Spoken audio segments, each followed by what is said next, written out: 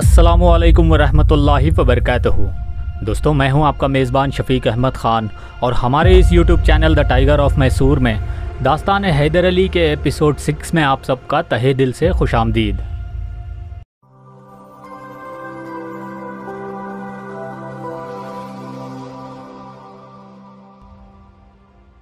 दोस्तों, जैसे कि पिछले एपिसोड 5 में आप लोगों ने जाना था कि नवाब हैदर अली ख़ान साहब को मैसूर के महाराज की तरफ से दिंडीगल रवाना किया गया था। दोस्तों, वहाँ दिंडीगल में जाकर हैदर अली साहब को उन पुराने इलाकों को अपने अंडर में लेना था और चारों तरफ अमन और सुकून कायम करना था। दोस्तों, उसी दौर में मैसूर सल्तनत बहुत मुश्किल में पड़ चुकी थी क्योंकि श्रीरंगापटना और बेंगलोर के आसपास के कुछ इलाकों को छोड़कर पूरे इलाके मराठाओं के हाथ जा चुके थे। हर सूबेदार अपनी मर्ज़ी से लगान वसूल कर रहा था और हर वहदेदार मासूम रियाया पे जुल्म और ज़्यादती करने लगा था। दोस्तों, ऐसे हालात में नंजराज ने हैदर अली साहब को दोबारा श्रीरंगापट्टनम आने को कहा और जब हैदर अली साहब श्रीरंगापट्टनम वापस आए तो उन्होंने देखा कि यहाँ फ़ौज और लोगों के हौसले पूरी तरह से टूटे हुए हैं। लेकिन जब हैदर अली साहब अपने लश्कर के साथ श्रीरंगापट्टनम में दाखिल हुए तो लोगों की जान में जान आई, क्योंकि हैदर अली साहब ही वो एक ऐसी शख्सियत थे जो ऐसी मुश्किल वक्त में इस सल्तनत मैसूर को बचा सकते थे। दोस्तों, हैदर अली साहब के वापस आने के बाद एक बड़ी मीटिंग को ऑर्गेनाइज़ किया गया जिसमें सभी जमादारों और फ़ौज के सालारों से ये पूछा गया कि ऐसे मुश्किल वक्त में क्या किया जाए। उन सभी जमादार और सिपह सालारों में से ऐसा कोई नहीं था जो मराठा फ़ौजों का मुकाबला करने के लिए तैयार होता। दोस्तों, ऐसे मुश्किल वक्त में हैदर अली साहब खड़े हुए और उन्होंने मैसूर के महाराज को ये भरोसा दिलाए कि जब तक हैदर अली ज़िंदा हैं सल्तनत मैसूर पे आंच नहीं आएगी। दोस्तों, हैदर अली साहब की इस बात को सुनकर मैसूर महाराजा बेहद खुश हुए और उन्होंने हैदर अली को गले लगाते हुए हैदर अली साहब को खान बहादुर के टाइटल से नवाजा। दोस्तों, याद रखिए, हैदर अली साहब को पहले खान के टाइटल से नवाजा गया था और अब इस बार हैदर अली साहब को मैसूर के महाराजा ने खान बहादुर के टाइटल से नवाजा था। और साथ ही साथ इसी मौके पर मैसूर के महाराज ने हैदर अली साहब को पूरी फ़ौज के सिपह सालार बना दिए। दोस्तों, ये था हैदर अली साहब की ज़िंदगी का सबसे बड़ा टर्निंग पॉइंट, क्योंकि सिपह सालार बनते ही फ़ौरन हैदर अली ने अपनी फ़ौज को लेकर मराठा फ़ौजों का मुकाबला करने के लिए बेंगलोर की तरफ निकल पड़े। और श्रीरंगापट्टनम से बेंगलोर जाते हुए बीच में हैदर अली साहब एक रात के लिए चन्नपटना में हज़रत आकिल शाह कादरी रहमतुल्लाह अलैह की दरगाह के पास रुके हुए थे। दोस्तों, उस वाक़ये को मैंने हज़रत आकिल शाह कादरी रहमतुल्लाह अलैह की हिस्ट्री वाली वीडियो में क्लियरली एक्सप्लेन किया है कि वहाँ किस तरह से हज़रत आकिल शाह कादरी रहमतुल्लाह अलैह के कहने पर हैदर अली साहब वहाँ पर रात को रुक गए थे, जिसकी वजह से मराठा फ़ौजें हैदर अली साहब को रात में हमला नहीं कर पाए थे। दोस्तों, जब हैदर अली साहब ने मराठा फ़ौजों के ऊपर हमले शुरू किए तो वो समझ चुके थे कि सल्तनत मैसूर को अब ऐसे हराना मुश्किल है, क्योंकि सल्तनत मैसूर में एक ऐसे जाबाज शेर भी हैं जो सल्तनत को बचाने के लिए कुछ भी कर गुजरेंगे। दोस्तों, इसी तरह हैदर अली मराठा फ़ौजों के साथ लड़ते हुए जब बेंगलोर फोर्ट के करीब पहुँचे तो हैदर अली साहब बसवनगुड़ी के पास जाकर क़याम किए थे और वहाँ से फ़ौरन हैदर अली साहब ने बेंगलोर के फोर्ट के जो किलेदार थे उनको एक पैगाम भिजवाए थे। हैदर अली के उस पैगाम को सुनकर किले के अंदर मौजूद मैसूर फ़ौज झूम उठी और सभी खुशी में हैदर अली जिंदाबाद के नारे लगाने लगे। इसी बीच हैदर अली जब मराठा फ़ौजों को पीछे ढकेलते हुए बेंगलोर किले के करीब पहुंचे तो फ़ौरन हैदर अली साहब ने किले के कमांडेंट श्रीनिवास को गिरफ़्तार कर लिए और हैदर अली ने अपने एक दोस्त कुबेर बेग को कमांडेंट बना दिए। दोस्तों, याद रखिए, कुबेर बेग हैदर अली साहब के दोस्त और उनकी ही फ़ौज के अंदर एक सिपहदार थे। जैसे ही हैदर अली साहब के अंडर में बेंगलोर का किला आया तब तक मराठा फ़ौजें बेंगलोर के किले से दूर हो चुकी थी और लिखा गया है कि मराठा फ़ौजें सारी नेलमंगला के पास जाकर इकट्ठा हो रखी थी। दोस्तों, हैदर अली साहब ने इस बार भी मराठा फ़ौजों को दोबारा हमला करने से पहले ही हैदर अली साहब ने अपने लश्कर को लेके पहले उनके ऊपर टूट पड़े। और जैसे ही मराठा फ़ौजों ने ये जाना कि हैदर अली बार बार उनके ऊपर हमला कर रहे हैं तो मराठा फ़ौजें बदहाल होकर किसी तरह से चिकबलापुर होते हुए उन्हें सिरा की सरहदों तक जाना पड़ा। और दोस्तों, ये वही दौर था जब मराठा और अहमद शाह दुर्रानी के बीच पानीपत की जंग हुई थी, जिसमें मराठाओं को अहमद शाह दुर्रानी ने हरा दिया था।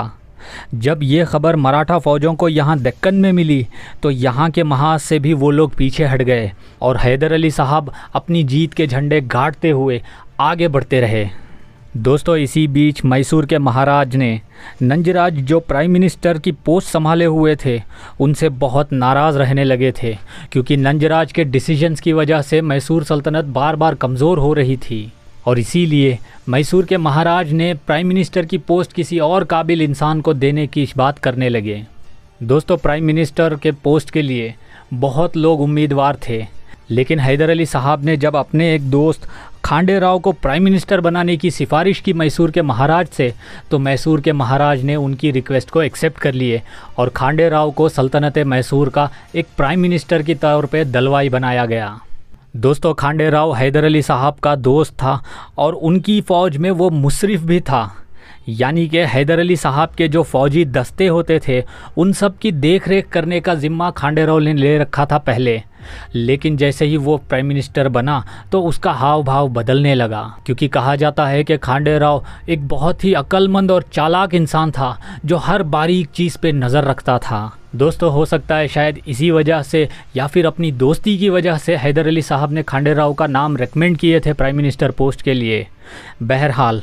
जब खांडे राव प्राइम मिनिस्टर बन गया तो उसके बाद नंजराज ने जब रिटायरमेंट लेते हुए श्रीरंगपट्टनम से बहुत ही दूर कन्नूर के एक गांव में जाकर वो रहने लगे। दोस्तों, उस वक्त का ये उसूल हुआ करता था कि जो प्राइम मिनिस्टर रिटायर होते हैं तो उनका एक छोटा सा लश्कर या फिर फ़ौजी दस्ते को भी उनके साथ उनकी हिफाजत के लिए रख दिया जाता था और इसी तरह नंजराज के पास भी ऑलमोस्ट 2000 की फ़ौज को वहाँ पर तैनात किया गया था। दोस्तों, लिखा गया है कि ये सब जब हो रहा था तो इसी दौरान आरकोट के नवाब वल्लाह जहाँ ने अंग्रेज़ों से हाथ मिलाते हुए पांडिचेरी के ऊपर हमला कर दिया, जो उस वक्त फ्रेंच के अंडर में था। दोस्तों, क्योंकि फ्रेंच हैदर अली और सल्तनत मैसूर के साथ एलाइड थे, यानी कि अच्छे उनके दोस्ती के रिलेशंस थे, तो फ्रेंच ने सबसे पहले हैदर अली साहब से ही मदद मांगी और हैदर अली साहब ने बिना किसी देरी के 8000 की फ़ौज सैयद मखदूम साहब के अंडर में पांडिचेरी रवाना किए।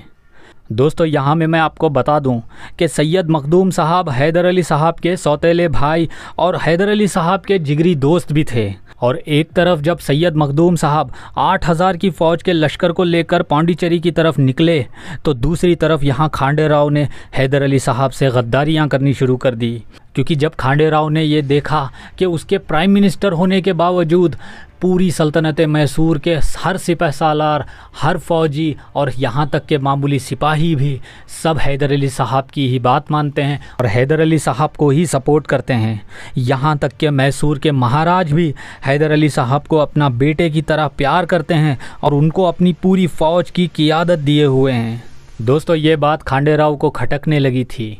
जिसके चलते उसने हैदर अली साहब के ख़िलाफ़ मैसूर महाराज के दिल में हैदर अली के लिए नफ़रत के बीज बोने लगा। जैसे कि वो कहता था कि हैदर अली तो एक मामूली सिपाही से आज मैसूर का सेनापति बन गया है और आज पूरी सल्तनत में सब सिर्फ हैदर अली की ही बात मानते हैं और उसी के कहे पे सब अमल करते हैं।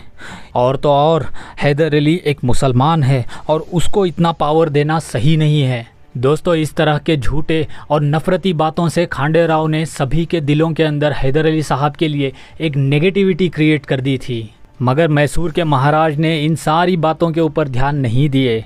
लेकिन उन्होंने खांडे राव को नहीं रोका, जिसके चलते खांडे राव ने न सिर्फ हैदर अली से बल्कि सल्तनत मैसूर से भी गद्दारी करते हुए खांडे राव ने पूना में मराठा माधव राव को एक ख़त लिखा कि अगर मराठा फ़ौजें हैदर अली को मिटाने में खांडे राव की मदद करते हैं तो सल्तनत मैसूर की तरफ से मराठा फ़ौजों को सालाना 2 लाख रुपए दिए जाएंगे। मराठा फ़ौजों ने बिना वक्त गवाए फ़ौरन मैसूर की तरफ अपने फ़ौजों को रवाना कर दिया।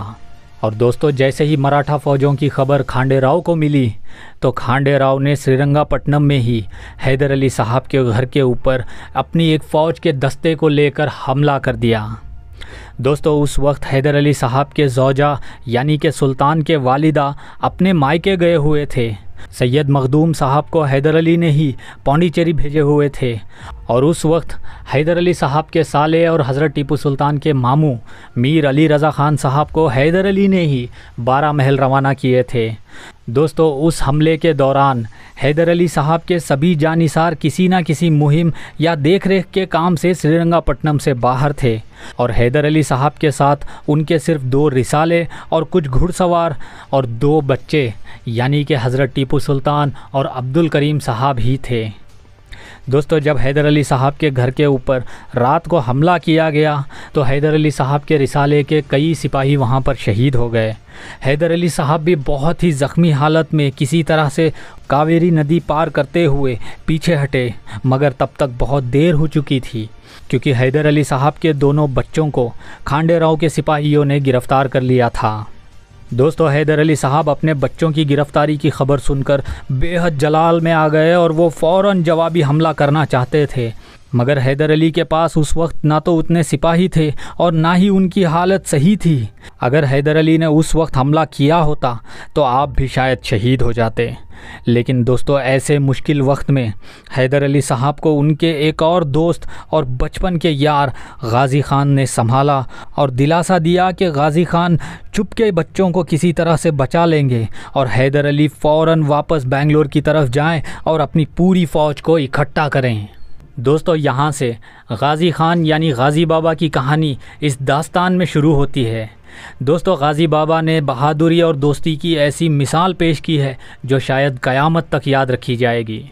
हैदर अली साहब अपने बचे हुए सिपाहियों के साथ श्रीरंगापट्टनम से पहले आनेकल की तरफ गए थे और आनेकल के पास रुककर हैदर अली साहब ने बेंगलोर के किलेदार कुबेर बेग को ख़त भिजवाए और उनको पूरा वाक़या भी बताए। कुबेर बेग, जो हैदर अली साहब के अच्छे दोस्त थे, उन्होंने जब ये जाना कि हैदर अली साहब के ऊपर कैसे जुल्म हुए हैं तो कुबेर बेग ने हैदर अली साहब के ख़त को पढ़ने के बाद जवाब में लिखा कि बेंगलोर के किले के अंदर भी कुछ ऐसे फ़ौजी हैं जो खांडे राव के सपोर्ट में हो सकते हैं, इसलिए वो यानी कि कुबेर बेग